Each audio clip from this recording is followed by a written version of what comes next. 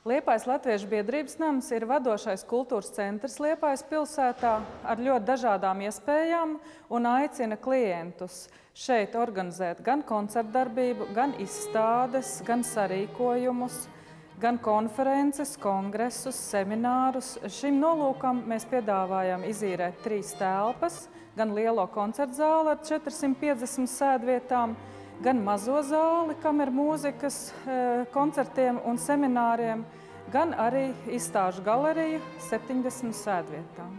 Jā, viens no spēcīgākajiem Liepājas zīmoliem viennozīmīgi ir Liepājas simfoniskais orķestris. Un savas kvalitātes ziņā viņš krietni pārspēja tādas vienas reģiona pilsētas vajadzības un līmeni, un mēs nopietni konkurējam mūsu valsts līmenī arī ar pārējiem simfoniskiem kolektīviem. Mūsu sezona pamatā notiek Liepājas Latviešu biedrības namā, kura pamatakmeni ir ielicis Kārlis Ulmans, un kur ir galvenā vērtība ir izcila akustika. To gan atzīst koncertu klausītāji, gan arī leģendārais ierakstu meistars Kulbera kungs ir teicis, ka Latvijā nav labāka vieta, kur veikt orķestra ierakstus. Liepājas simfoniskais orķestris būs dzirdams šajā izcēlajā zālē arī jūlijā un augustā, jo mēs organizējam festivālu Liepājas vasara, un 3 simfoniski koncerti notiks tieši šeit.